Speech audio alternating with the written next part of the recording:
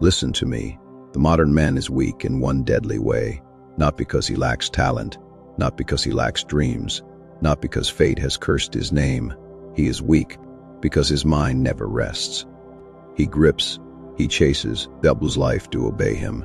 He tries to command the future, control every outcome, and force every door to open on his schedule. And when life refuses, he breaks. You have felt this, have not you? You have lain awake at night, exhausted but unable to surrender.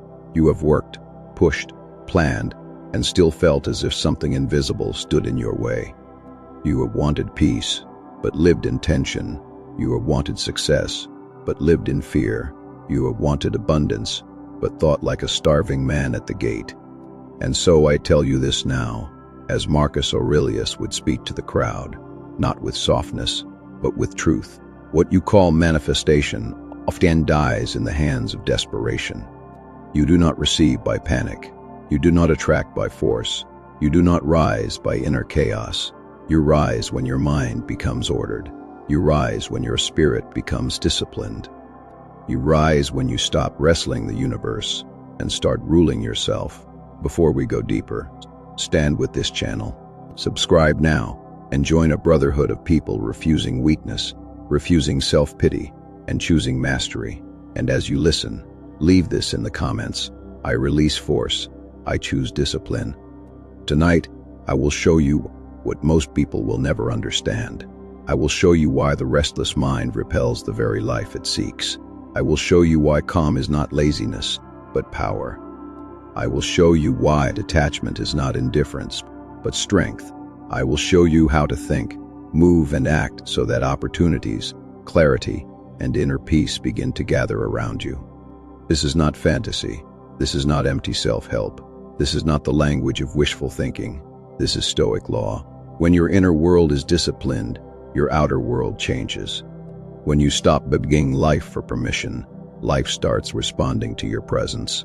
When you act with purpose, not panic, everything sharpens. So breathe, stand still, and listen carefully. Because if you understand what I am about to say, your entire life may begin to move in another direction. 1. Detach from the outcome and reclaim your power. Most people destroy their own peace long before life ever touches them. They obsess over results. They cling to timelines. They tie their worth to the answer of another person, the approval of a stranger, the arrival of money, the success of a plan, and then they call it ambition. No, it is bondage. You say you want success, but what you really want is certainty. You say you want love, but what you really want is control. You say you want abundance, but what you really fear is not getting your way. That fear poisons the mind. The Stoic does not refuse effort. The Stoic refuses enslavement to what he cannot command. Understand this deeply. You control your effort. You do not control the final shape of the world. You control your preparation. You do not control how others respond. You control your character. You do not control timing, luck, trends, markets, moods, or fate. So why chain your peace to what was never yours to own? Picture an archer. He trains the hand. He steadies the breath. He sharpens the eye. He studies the wind. He releases with discipline. But once the arrow leaves the bow, it no longer belongs to him. That is life. Your task is not to possess the outcome. Your task is to become worthy in the attempt. The desperate person cannot create freely. He cannot love freely. He cannot lead freely, because his mind is trapped in tomorrow. But the calm person, the disciplined person, the person who gives everything to the process and surrenders the rest, that person becomes dangerous. Why? Because fear no longer owns him, and the world can feel that. People are drawn toward those who are not begging. Opportunities move toward those who are not frantic. Success grows around those who can labor without emotional chaos. So I ask you now, what are you strangling with your need for certainty? A relationship? A business? A dream? Your own peace? Write it in the comments if you dare. I release the outcome.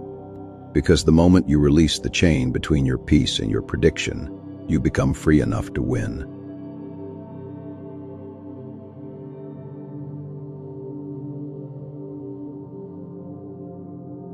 Tends to your mind before it masters your life. Your mind can be a throne, or it can be a prison. Most people never decide which one it will be. They wake up and immediately obey every thought. Every fear becomes prophecy. Every doubt becomes identity.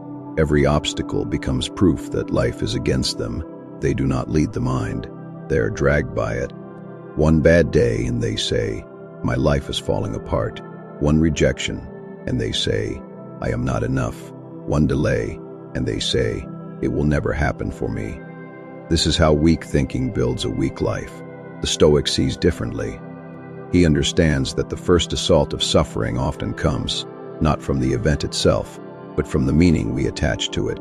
A setback is not always defeat. Silence is not always rejection. Delay is not always denial. Pain is not always punishment. Sometimes it is training. Sometimes life is not burying you. Sometimes it is forging you. Iron does not become a blade by being protected from heat. It becomes a blade by enduring it. So does a man. When pressure enters your life, ask a better question. Not, "Why is this happening to me?" but, "What is this demanding from me?" More patience, more courage, more discipline, more restraint, more faith in the path. This shift changes everything. A weak mind says, "This is too much." A trained mind says, "This is my chance to grow stronger." And let me be clear, this is not denial. This is not pretending pain feels good. This is not smiling like a fool while your world burns. This is standing upright in the fire and refusing to let it define your spirit. You must become a guardian of your inner speech. Watch what you repeat to yourself. Watch the stories you feed your soul. Watch the labels you stamp upon your own forehead. Because the man who says, "I always fail," will act like a defeated creature before the battle begins. But the man who says, "I am being sharpened," will endure long enough to see the opening. The mind is a field. Whatever you sow, you will eventually harvest. Sow panic, and you harvest confusion. Sow envy, and you harvest bitterness. Sow discipline, and you harvest force. Sow gratitude, and you harvest abundance. Sow self-command, and you harvest peace. So command your thoughts. Do not entertain every fear like an honored guest. 3. Trust timing, but never abandon action. One of the cruelest habits of this age is impatience. Everyone wants the body now, the wealth now, the status now, the healing now, the recognition now. The soul has become addicted to speed, and when life moves slowly, people assume something is wrong. No. Some things are slow because they are sacred. A tree does not apologize for taking years to rise. A mountain does not rush because men are impatient. A worthy character is not built in a weekend. Yet people expect greatness on a schedule that flatters their ego. Listen carefully. Delay does not mean abandonment. Silence does not mean emptiness. Invisible progress is still progress. You may be in a season where nothing appears to be changing. No applause, no evidence, no reward, no visible breakthrough. And yet beneath the surface, roots are forming. Your patience is being tested. Your motives are being purified. Your character is being strengthened to carry what you claim to want. Because many ask for more while still thinking like the version of themselves that would destroy it. That is why not receiving immediately can be mercy. The farmer does not plant seeds in the morning and scream at the soil by evening. He prepares, he waters, he protects, and then he trusts the process he cannot rush. You must live the same way. Do the work, refine the craft, strengthen the body, build the skill, say the prayer, send the proposal, start the channel, make the call, take the step. But once the action is taken, stop clawing at the future. An anxious spirit tries to drag tomorrow into today. A disciplined spirit handles today so well that tomorrow is forced to answer. So if your life feels delayed, do not collapse. Stand your ground. Maybe the timing is not against you. Maybe it is shaping you into someone capable of holding the very thing you seek. Comment this below if it strikes your chest. I trust the process, but I do not stop.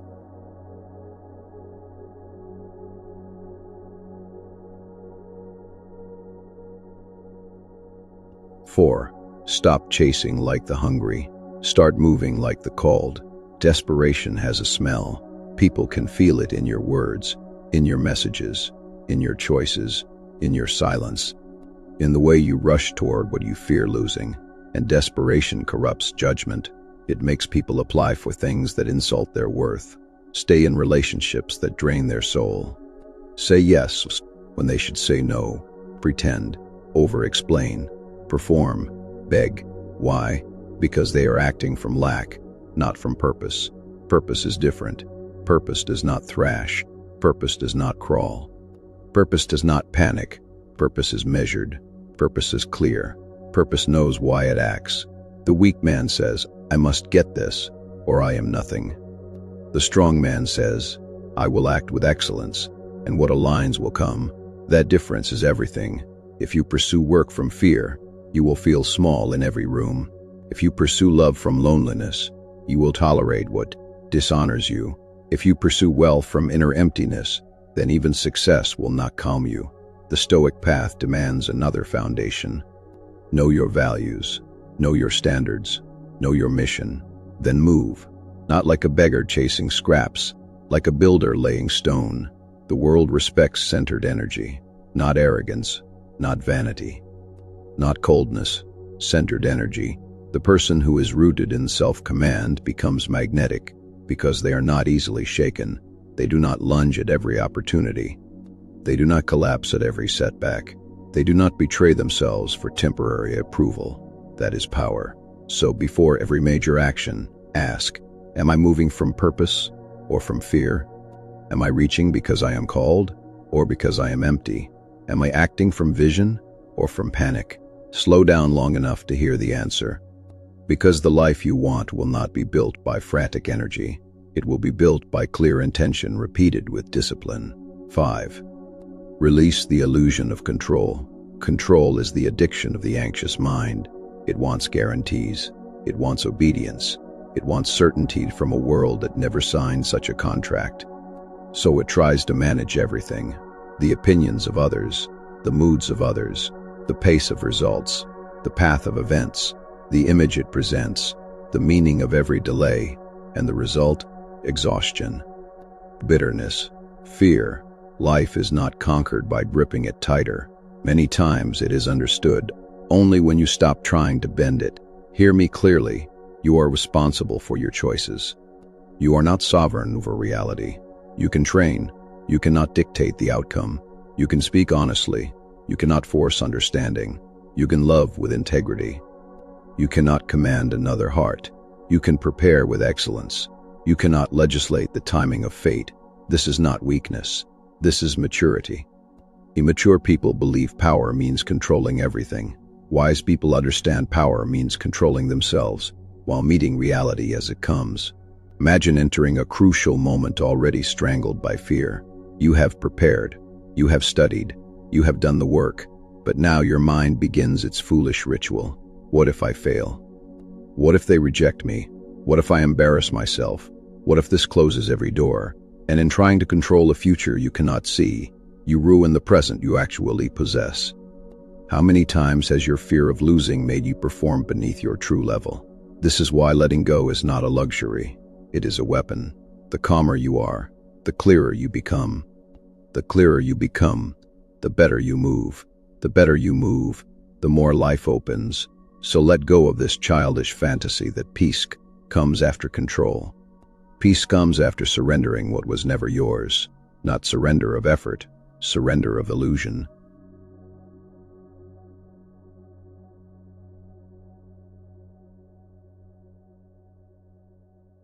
Six, embody the energy of abundance. Scarcity is not merely about money. It is a way of seeing.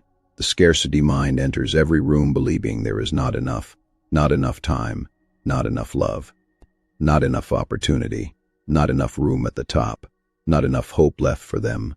And because the mind seeks evidence for what it already believes, that person keeps finding proof. They compare. They hesitate. They envy. They shrink. They suspect that life has blessed everyone except them. And that belief bleeds through everything. But the abundance mind walks differently. It does not mean foolish optimism. It does not mean laziness. It does not mean pretending resources are infinite. It means this: I am not empty. I am not late in spirit. I am not disqualified. There are still doors, there are still chances, there is still strength in me, there is still enough life ahead of me to build something meaningful. That mindset changes posture, speech, risk tolerance, presence, decision-making, and yes, it changes results.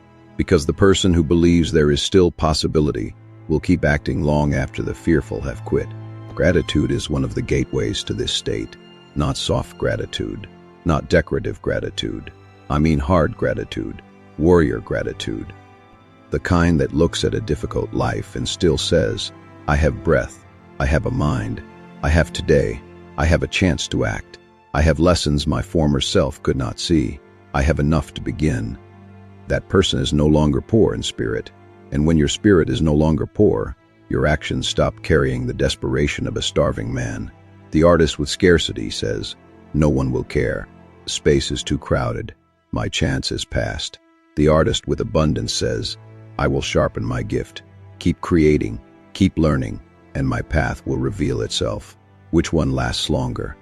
Which one connects with others more naturally? Which one keeps moving? The first applause does not come. Abundance is not merely something you receive. It is something you embody before the world confirms it. So stand as though possibility is still real. Speak as though your effort matters. Work as though your seed can still grow, because it can.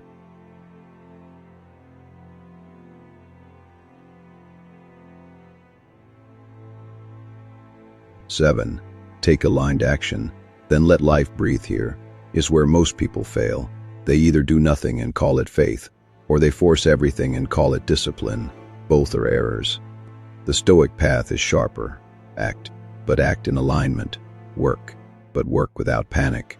Move, but move from clarity, not compulsion. Aligned action is clean. It comes from conviction. It comes from values. It comes from purpose. It comes from inner steadiness. Desperate action is noisy. It comes from fear. It comes from proving. It comes from envy. It comes from not trusting your own path. So learn the difference. Aligned action sends the email, then returns to the work. Desperate action sends the email, then checks for a reply every 3 minutes. Aligned action invests in the body, the mind, the mission. Desperate action burns itself out, chasing approval. Aligned action speaks truth in love and gives space. Desperate action smothers, pressures, and manipulates. One creates flow, the other creates resistance. The harder you force certain things, the tighter the knot becomes. Sleep is one example. Love is another. Creative excellence is another. Opportunity itself often works that way. You prepare. You position yourself. You do the part that belongs to you. Then you release your throat from the future. This is not passivity. It is wisdom. Farmer does not plant and then dig up the seed each day to check whether it is becoming a harvest. He trusts what he has set in motion. Do the same with your life. Build the channel. Write the script. Train the mind. Make the art. Study the craft. Send the application. Lead with honor. Then breathe. Because obsession is not the same as devotion. Devotion is strong. Obsession is frightened. And life opens more often to the steady than to the frantic. So let me say this to you plainly, as if I stood before 1,000 souls beneath the Roman sky. Relax your mind. Not because your dream does not matter, but because it matters too much to be polluted by fear. Relax your mind. Discipline your thoughts. Detach from the outcome. Act with purpose. Trust the timing. Release the illusion of control. Think in abundance. Move in alignment, and then watch what happens. Watch how your face changes. Watch how your decisions sharpen. Watch how your relationships improve. Watch how your work deepens. Watch how peace returns. Watch how opportunity begins to recognize you. Because when the soul is no longer chaotic, it becomes capable of receiving. If this message struck you with force, subscribe now and become part of this movement. And in the comments, write this final declaration. My mind is calm. My actions are disciplined. My path is opening. Remember, the world is not conquered first with the hand. It is conquered first with the mind. Master that, and much of what once escaped you will begin to turn in your direction.